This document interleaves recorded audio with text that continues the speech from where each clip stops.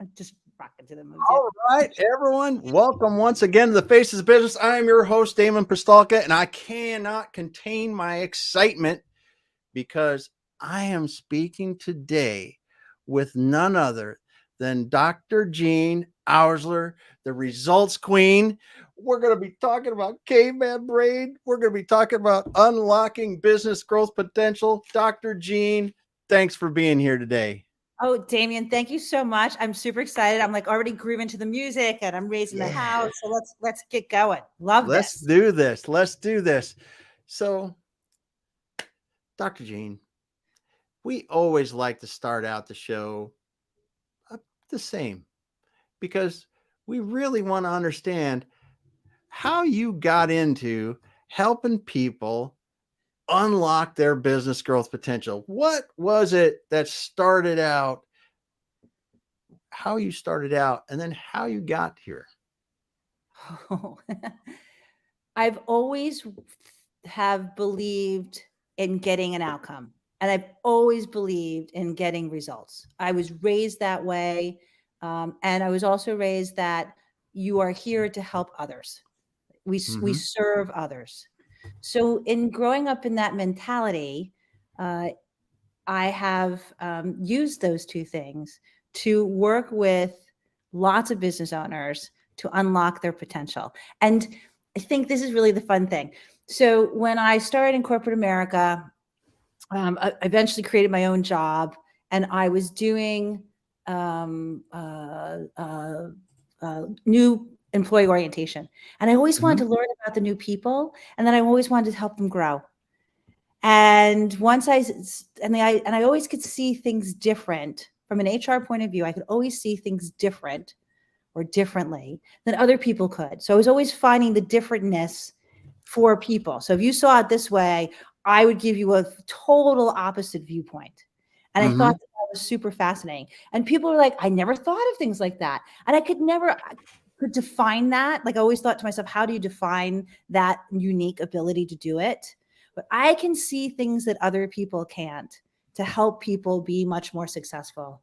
And uh, once I see that, I feel the need to make it happen. Mm-hmm. And that's how I got to where I am today, so to speak. So, using my two unique feelings from my childhood, I built a wonderful career and business in helping business owners unlock their potential. Nice. Nice. So you really, I mean, you prepared for this though, because you've got a doctor in psychology. Is that it? A I have a PhD in business psychology. I can't even say it, right? That's how Yes, I have a PhD in business psychology. So once I created my own job in human resources, and again, it was really to help people and the potential. So I was a frontline worker. The sister-in-law, I was working in a family-owned business. The sister-in-law was doing comps and benefits, but no one was helping anyone to find people or train them. yeah. And I thought there's a way to make this happen. So I created a 50-page presentation deck, each idea on one page with a return on investment, sold it, so to speak, to the president of the company. He said to me, I'll give you 6 months. If it doesn't work, you can go back to your job. And I got a master's degree in organizational development and used that to really grow an organization. And we literally did everything. We did a corporate university. I mean, like everything that you can imagine. Wow. Yep. And then I wanted to get a PhD because I thought it'd be really cool, again, to help people with the potential. But it took me a little while to do that. I had children in between. And then Mm-hmm. I decided to go back to school and I got my PhD in business psychology. It was just a bucket list thing that I've always wanted to do. And you can't get any better than having a PhD. It's a really, it's changed my life and I would recommend anyone to do it. But it allows you to see things again from different points of view that to unlock potential that most people never see. Mm-hmm. So that's why I have a PhD in business psychology. I am your therapist that you tell me everything and then I help you figure out how to fix it. Very cool. Very cool. So, yeah, because you're speaking about perspective, and I think perspective is so important, and it's one of the things that you can help as an outside person coming into many businesses is that different viewpoint. As you said, it's so critical because we're oftentimes in business so in engulfed in everything right in front of us, trying to get this thing done, that we can't step back and look at it from maybe even a completely different perspective out in the world. And that's awesome that you're able to do that, and that you were able to get a PhD in business psychology to help other people. That's incredible. Yeah. And I think the other thing to really think about when you're thinking about other people's perspectives is that everyone can be right. In Yes. business, everyone can be right, and everyone's there to help the company grow. And if you can all get on the same page that we all can be right, and we're all here to help the company, you align people around those two things, and your company will take off. Yeah. Many years ago, when I read The 7 Habits of Highly Effective People, there's always one thing it's forever stuck in my mind, is that third alternative. And when you talk about everyone being right, I think of that, because there are so many times we look at someone, you look at someone, I look at someone and say, no, it's this, no, it's that. But really, that other alternative is out there where everyone is right. And those are the solutions that they're just killer. That it incorporates all the good things and really negates a lot of the possibilities and the bad. So Yeah. Good stuff. So PhD in business psychology, you come up with something called the caveman brain. I mean, I just don't see those two things kind of lining up, but so what really brought you to the point that you're like, hey, I want to figure out this thing, and then I want to name it. So I want to go back to the situation where you said, I got this problem and I need to figure it out. So let's go there. Well, so I've been a business owner for a long period of time. And it's also one of the reasons why I think I'm very good at my job, is because I am a business owner. So I know what business owners go through every single day. And one period of time, I was not doing very well. I was not growing. I was not selling. I was not leading. I was not. Right. And as business owners, I think we all hit that ceiling of, and I was not. So I truly believe in coaching. I've had my own coach since I've opened up my company. I've had different coaches along the way. So I thought to myself, I'm going to hire a coach to help me. And I had already had a coach. So I'm going to hire a second coach to help me. And then I hired a third coach to help me. And then I hired a fourth coach to help me. So I had 4 coaches at the same time helping me with I'm not doing so well.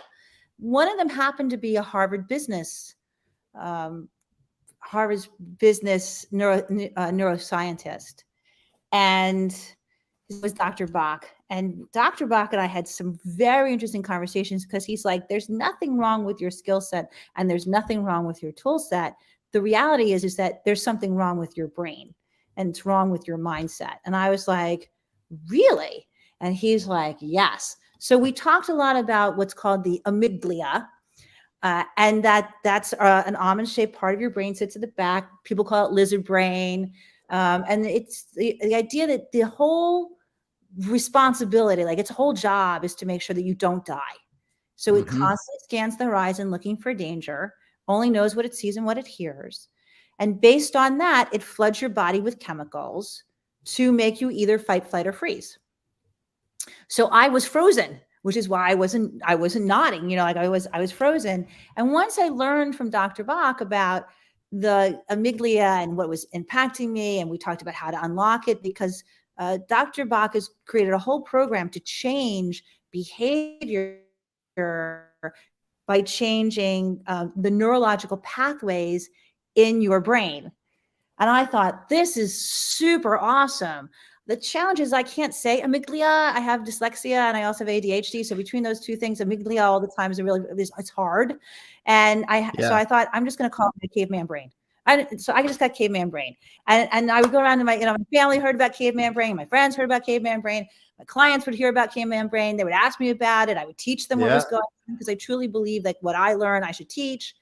The next thing you know, it was like, can you teach caveman brain to my company? Like, how does that impact me as a leader? How does that impact me as in sales? How does that impact me in management? So, now I have Caveman Brain Business Growth System because I developed Caveman Brain. And once, literally this morning, I was doing a presentation about how urgency is killing your business, all because of how we think in our brain. And the fact is that once you understand your caveman brain and how it is either helping you or hurting you, you can then harness that to propel yourself forward. And that's how caveman brain came to be. That's cool. That's Mhm. cool. So Yeah. out of a problem and your 4 coaches, which, Yeah. yeah, Dr. Bach helped you figure out the caveman brain syndrome. So Yeah. as you've been going down the road now, helping people understand their caveman brains, Mhm. what are some of the things that you see that are really aha moments for people when you start to talk to them about this? And so let's start talking about leadership. I mean, because we're going to talk about a few different areas of business, because you brought it up. You said leadership, sales, and then even personal life. So let's talk about leadership. Where do you see the caveman brain where people go, aha, I see this in how it's affecting my leadership? So if I may, I would like to give the premise of caveman brain so that how it expands everywhere. And once you understand these 4 places, then you'll understand in leadership and sales and personal life, if I may. So Nice. caveman brain actually comes from 4 places. It comes from your childhood, it comes from your parents, it comes from your culture, and it comes from your life experience. So when you realize those 4 places, and that's where all of your caveman brain comes from, then you can start to figure out how those 4 areas are impacting what you're doing today. So for example, I get a lot of this. I brought home a test to my parents, mom, dad, both, whatever that might be. And I got a 97 and they asked me where the other 3 points were. In fact, they were always asking me where the other 3 points were. So, and now fast forward as a leader, right? You're saying to your staff, where's the other 3 points? And they're thinking to themselves, I worked to 97%. That's pretty freaking good. Don't you think you should say something good to me and give me some positive feedback? And meanwhile, I'm smacking you on the nose because you're missing Yeah. out 3 points, Yeah. right? So Great example. that often, and when I say that to people, people are like, oh, I have that, or my older Yeah. brother had that. Like, I can relate to that, right? So parents have a thing. I culture. So I often talk about myself because I'm a Protestant. So I grew up in Protestant work ethic. And when I say that to Protestants, they're like, oh, I know what that means, which is basically idle hands, devil's heart, meaning that if you're not busy all the time, something bad, you're going to do something bad. Mm-hmm. Well, the challenge, and again, we'll go with leadership, is that if you're working yourself to death, so to speak, um, your brain becomes tired. We have burnout. Your brain actually needs time to recover, to rest and recover. And we can do that in a variety of ways. I know that, Damon, you and I talked about you taking these long walks with the tied out with the puppy. Like, that's allowing your brain to rest. And if you look at elite athletes don't keep going forever. They take time to rest and recover. We don't do that in work. We just keep going, going, going, going, going. And if you don't rest and recover, then eventually stress, burnout, perma-stress, things like that happen. So the fact is that for me, once I learned that I could not be idle hands, devil's heart anymore, that it was okay to rest. Like, it's okay. Mm-hmm. And I said this to you. I went and saw movies, all day. That it was okay to sit and do that. It was a different way of thinking than how I had been brought up. So Yeah. again, in thinking about leadership, are you making your people like, I just this oh such a good example. So today in the speech that I was giving, one of the leaders raised their hand and he says, "Why can't my people just do one more thing before they walk out the door?" And I'm like, "Really? That was it. Devil, 3 points right there. idle hands, devil's heart, right? Like, they just need to be working a little bit harder, right?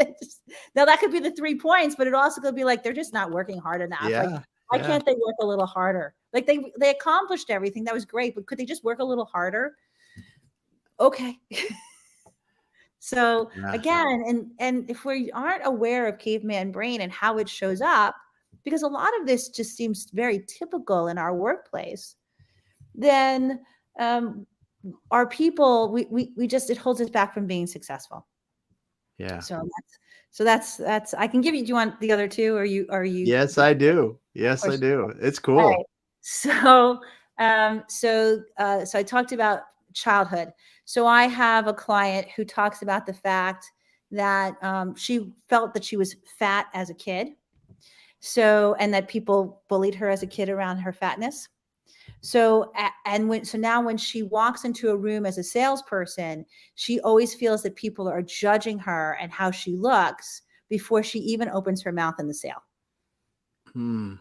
Right. So imagine how that all interacts when you walk into the room of a Fortune 500 company to, the CEO, and you're like, hey, I'm here to pitch a product to you. And you're worried about how people are judging you. And that Yeah. comes from your childhood. So again, something to work and get through. Right. This one I feel the saddest about. And this is another one of our clients is a financial advisor. And he tells me this story, and it's from his life experiences. So he said, Jean, my parents made me play the clarinet. Have you ever played the clarinet? I said, no. He goes, it's like sucking on a wooden spoon. Well, I kind of think about, ooh, that's icky. Yeah, right. Can you imagine what that looks like? So he said, so in high school, I rebelled, threw away my clarinet, and I went out for baseball because I really liked baseball. He said, and all my friends were playing baseball. My best friend was the first baseman. So I thought it'd be really cool to be on the team with him. So, but what happened is that I was so good at baseball that the coach replaced my best friend with me on first base. And he's like, and I was super happy, and my best friend was not. And he said, and I started to realize that this was really impacting our relationship. So he said, so I started to make mistakes and make errors on purpose. And eventually the coach replaced me with my best friend. But the problem is that my best friend and the rest of my friends decided not to be my friends anymore. So he said, when I go through life, I am usually really good. Like I'm the best one in the room. But then I make sure that I'm dumbing it down or making mistakes or doing things that people don't see because I want to make sure that everyone still likes me. And he's lived his whole life that way. Wow. Yeah. I mean, just so when you think about where things come from, parents, childhood, culture, life experiences, that's a life experience that he's been living with. That imagine if he hadn't done that and how much more successful he could be or how much happier he could be. Yeah. Mm-hmm. It's the one that makes me Yeah. the sad. Yeah. That. Yeah. That's too bad. That's too Yeah. bad. There's a lot of missed life there. A lot of Yeah. missed. Right. And so when you talk about unlocking the potential, how much life are you missing because your caveman brain is controlling how you think and making you react in a certain way when it may not even be real. Yeah. Mm-hmm. Yeah. The one thing when you talk about life, you talk about childhood and parents and culture and everything. I I've got a couple years on me, but you get you get to a certain point and you realize that there's no way I'm going to be perfect, right? I'm just not going to be. I'm just going to be that. And you look back at your life and you realize that your parents, which we grow up thinking, our parents just don't make mistakes, right? But you look back at your parents, then you think about how they grew up and their families and everything, and you see this how you turned out in some respects the way you did, like some of these situations you've described, and you really begin to think as you're talking about now with going through the things with the caveman brain here is, to me, almost the earlier we can figure these things out in our lives, the better off we're gonna be. I had a colleague who said to me, show me a 20-year-old or 30-year-old who has a coach, and I will show you someone who's so successful they're off the charts. Because Yeah. most people don't hire a coach until their 40s or 50s or 60s. Yeah. To myself, oh, okay, there you Yeah. go. Yeah, Yeah. because we just think when we're young, we think we know it all and we know that we're doing and we don't really need help. And I do myself and I can do it and show it to you. But the reality is that the more help you ask for, it's not a bad thing. The more viewpoints you see, the more successful you'll be. So why not help hire a coach? And I talk about, like, pick your favorite athlete and how old are they, and have they had a coach? And they probably have 4 or 5, Mm-hmm. right, to do their job really well. Why can't you have 4 or 5? Yeah. And whatever that might be, maybe it's not a coach, maybe it's a therapist, or it's an accountability partner or a mastermind group. But the more that you invest in learning and growing, the more successful you will be. And Bill Gates reads 3 hours a day, for goodness sakes. I realize Yeah. he's Bill Gates, but he's still reading 3 hours. There's research that says most people don't pick up a book after they leave school. Yeah. Yeah. Right. Well, So yeah, that's it. And myself personally, I did that in the middle part of my career. I didn't read hardly anything. And then you start reading again, you're like, what the heck? Where was my brain? It was just parked someplace. But yeah, exactly. And it's, I tell this to people, is that I read a tremendous amount, and I read what I read in People magazine, I can put with a Harvard Business Review article and come up with something brilliant for my company or for my clients. It can come from anywhere. I've yes, got lots of great ideas reading People magazine. I'm like, oh, wow, we should do that. nice. So, Nice. uh-huh. Yeah. Yeah, there's so there. I mean, because life's life. I mean, we're all going to have in different aspects are all there, and they all play together. That's the other thing that it's well, you showing it and talking about childhood and life and culture and all the things that happen. And we for many years, many years, thought in business, well, you can leave your personal life at home, and it just doesn't work. No, it doesn't. And I think, especially with the pandemic and Generation Z coming in, a holistic approach to your life has become really the way of being. And it's funny. Again, I was talking in the speech today. Um, I said, in terms of generations, baby boomers and Xers will say this to me at the end of the program, and they'll say, like, I give you a 9. You'll rate the speech, and they'll say, I'll give you a 9. And I'm like, oh, great. Tell me why. And then they'll say, because there's always room for improvement. Oh, okay. Sounds good. And then if I give to millennials and Generation Z, I'm like, so how would you rate the presentation? They're like, it was a 10. It was awesome. Keep going. You're amazing. You'd like, and it's almost from their point of view, is that if I don't give you a 10, you won't be motivated to do more. So I have to give you a 10 to motivate you. And think about just the caveman brain around that, so that you have leaders who are saying, you're a 9, and you have workers who are saying, what? I don't want to be a 9. I want to be a 10. And if you give me a 10, I'm going to keep moving forward. And the leader says, no, I'm going to give you a 9 because there's always room for improvement. Okay. That's awesome. That's awesome. Mhm. Oh, Yeah. that's great. That's great. It's a great example too. And again, we're not talking about the Gen Zers or the Gen Xers or the baby boomers. I mean, we're all trying to achieve the same things, right? Yeah. And it's so interesting to hear you talk about the generational differences, how the baby boomers and Gen Xers were taught to look at things compared to the millennials and Gen Zs, because it is you in that little bit described a lot of our leadership problems in business. Yes, absolutely. And I truly believe that we as leaders, especially with the pandemic, we need to pivot. And, no offense to Jamie Dimon, but when Jamie Dimon's like, everybody back in the office, when we have had 2 years of being successful in this holistic life approach, I'm a big advocate for working remotely. I'm a big advocate for hybrid working. I'm not a big advocate to put people back into the office 5 days a week, for a variety of reasons. And if you don't like it, 100%. like, I get it. I'm happy to have the conversation, but I'm just not a big advocate. And I think it's Well, because we don't teach leaders how to lead people. yeah.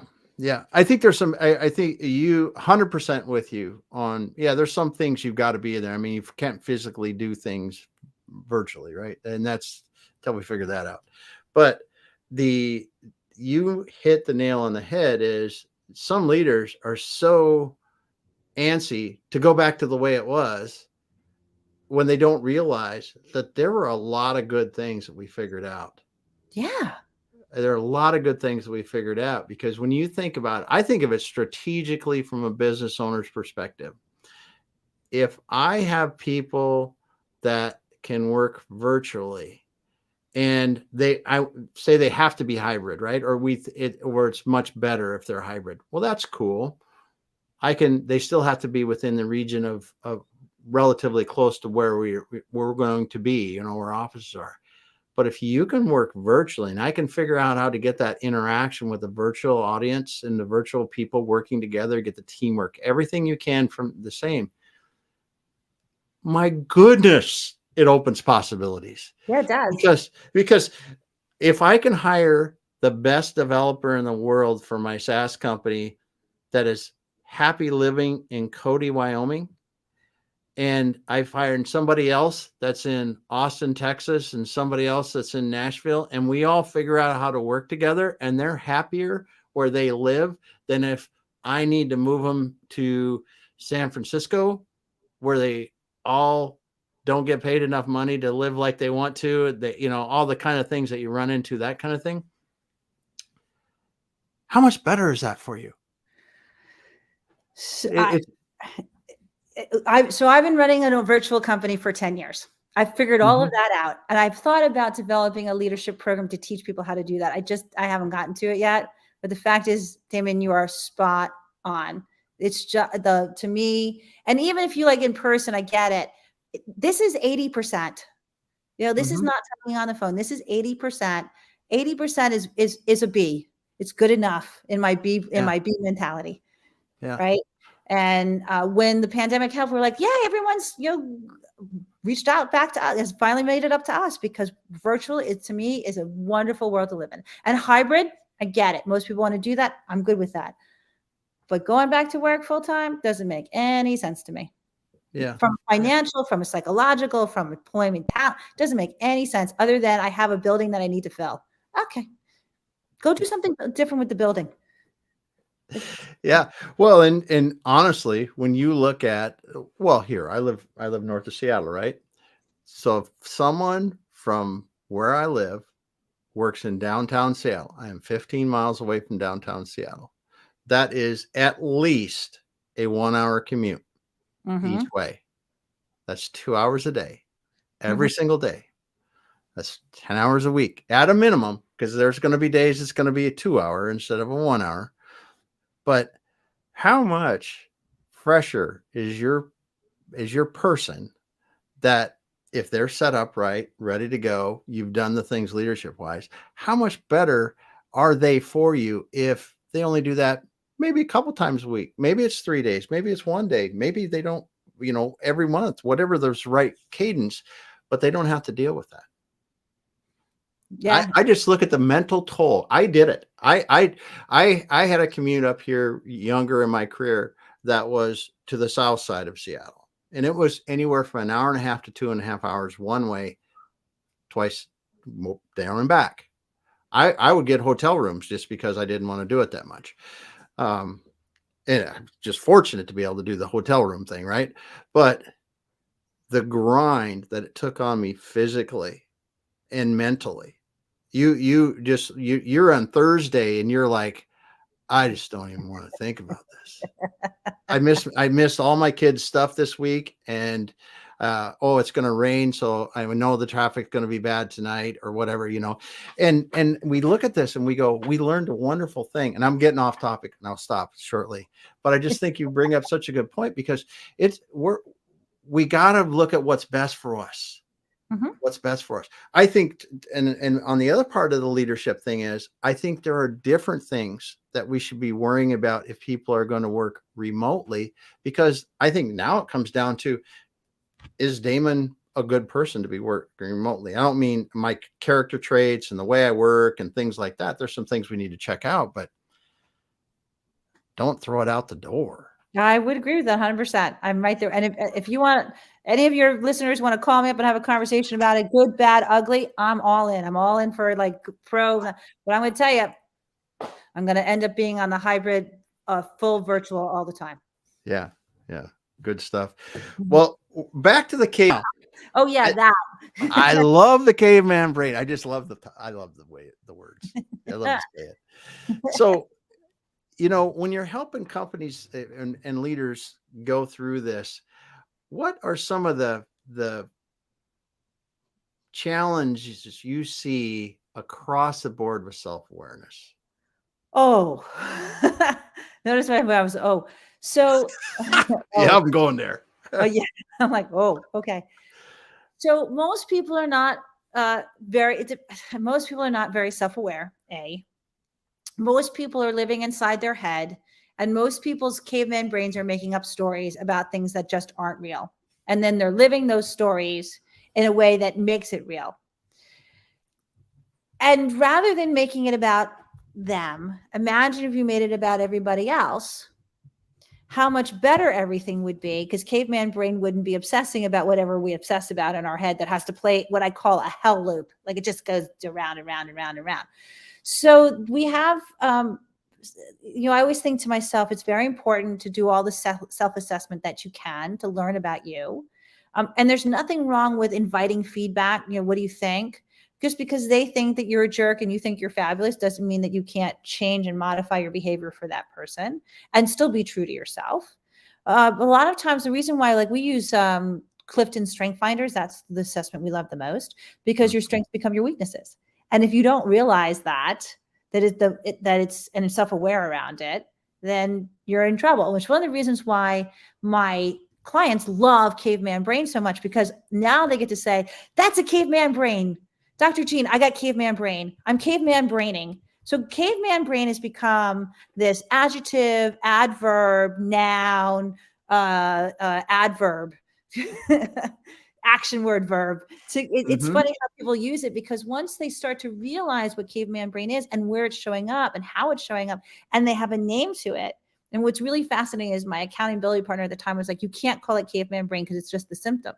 But it's really also the solution, because when you become self-aware and know where to go and how to get to the outcome that you want to get to, then feel like you can use all your self-awareness to be amazing. Yeah. And be even more amazing. Yeah. You said awesome stuff all the way through there, and I'm enjoying the heck out of it. And I'm sure I don't want to say a couple things. First of all, Unique, great to have you again. He's eating the food of the brain. Good stuff. Deanna, she's got a superb reflection. So thanks for the comments, everyone. You said something about the hell loop, or what? The hell loop. The hell loop. And I was reading about this last week, and it was talking about that. And I was thinking about how much our brains, you talk about the amygdala, I can't say it, the caveman brain. See, there you go. Now you know. I go, it's a lot easier to say. A lot easier to say. Yeah, a lot easier to say. How the caveman brain does that, it tricks us. Our caveman brain thinks this big, old, ugly thing is going to happen. It is not even close to reality. Nope. Not even close. And the reason why it does that is it has one job and one job only, to ensure that you don't die. That's it. So it has to make up stories to make sure that you don't do those things, the things that may never even happen. And yet I got to know what will happen if I do X or Y or Z. All right, let's play it out. We call that decision tree questioning in my company. So yes, no, I don't know. So you can figure out all the little pathways for your caveman brain and then play it forward. But for the most things that people dream up don't ever really come true. Yes. Yes. I have to be prepared just in case it happens. Yeah, it's amazing when you think about that, and when you translate that into business, it turns into this cycle that you just can't. Some leaders just can't. You just can't get out of. Right. They can't. And no offense if you are one of these, but I had a colleague when we used to do a lot of work in Fortune 500 companies, and he'd be like, "There's Chuckles the clown." And everyone has a Chuckles the clown in their organization. And as a leader, I will urge you to always constantly grow, read, do, learn, explore, self-examine, because that's the only way you become a greater leader, and not to be Chuckles the clown.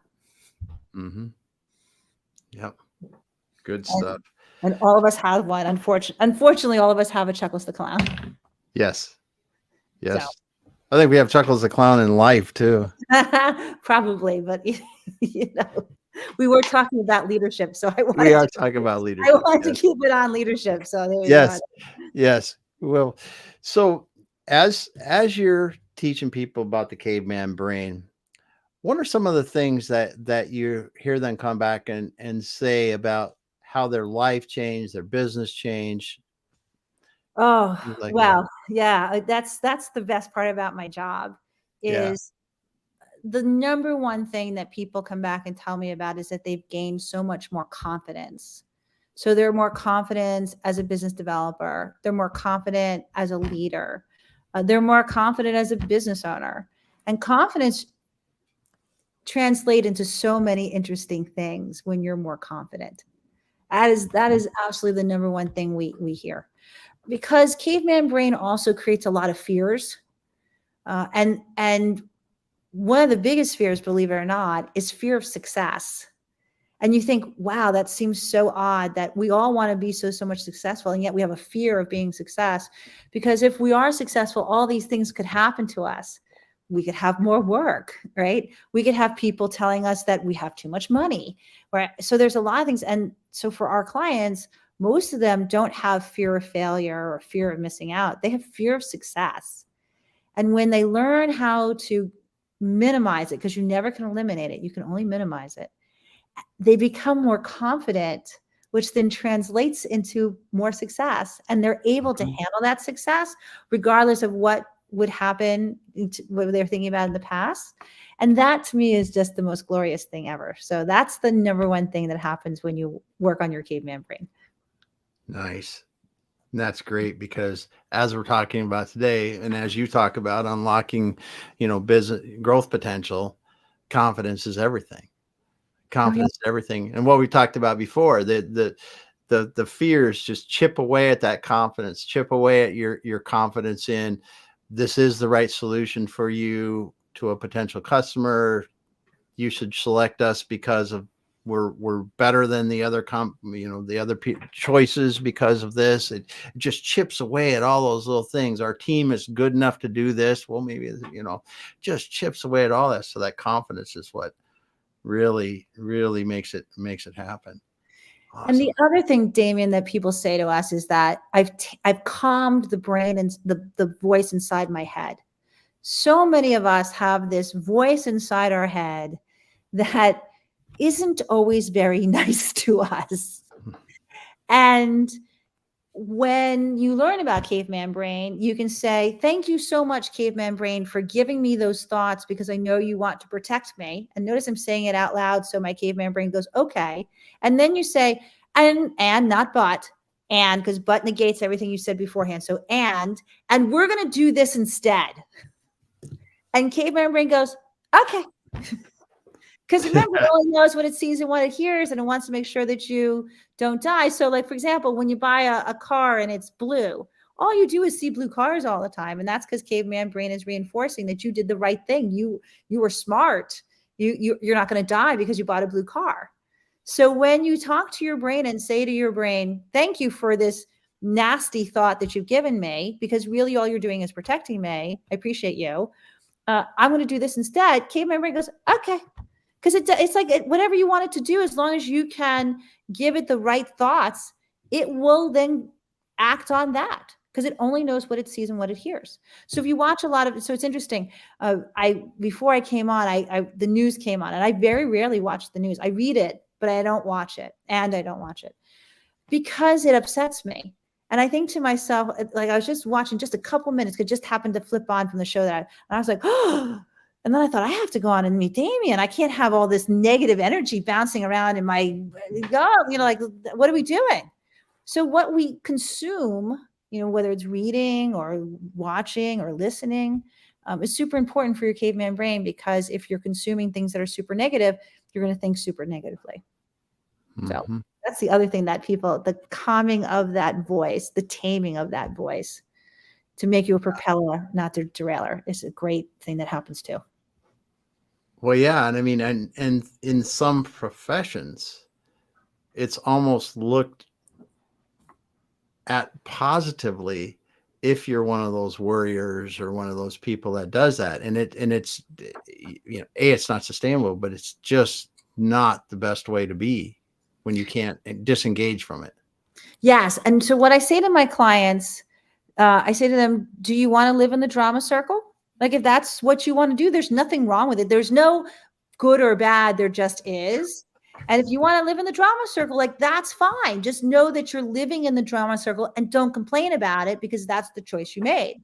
Right. So, like, my mom's a worrier. Great. I got to give you something to worry about. Awesome. Do you want to be a worrier? Fabulous. I have a client who was like, who we diagnosed her as her being a wobbler. She's like, I'm a wobbler. I'm like, yes, you wobble all the time. Is that how you want to live? No. Well, then change it. Or, I like it. It soothes me. It makes me feel good. Great. Mhm. There's no good or bad where caveman brain is concerned. It's just is. Is. You make it good or bad depending on what you want to do with it. This is awesome. So great to get to talk to you, Dr. Jean, because we all suffer from caveman brain in Yes. certain aspects of our life, certain degrees of applicability. So for people that are sitting here going, wow, I need some help with my caveman brain, what's the best way to get a hold of you? So, believe it or not, and this is going to sound really simple, just go to cavemanbrain.com. That's all it is. My mission in life is to leave you better than I found you. So I say this is that if you want to send me an email and ask me a question, it's Jean@cavemanbrain.com. Everything's caveman brain in my life because caveman brain made a huge difference for me. And the reality is that don't be a stranger, ask a question, like, come to our website, download some free tools, watch our webinars, take our course, sign up for coaching, whatever it might be. It's all there. We know there are people who want to DIY it. We know there are people who just want to jump in head first. Either way is fine. Our mission is to leave you better than we found you. That is our true calling in life. Thank you. Thank you so much. It's been a pleasure to talk to you, Dr. Jean. And thank you for that. Thank you for that. So people, if you didn't hear that, check out Dr. Jean Ousler, the results queen, cavemanbrain.com. Thank you so much for being here today. Thank you so much for sharing your insights on the caveman brain and how people can really unlock that growth potential. I just thank you. Thank you. Thank you. We will be back again later this week, but I don't know how we're going to top this one. Thanks everyone for being here. Hang out with a minute with me, Dr. Jean.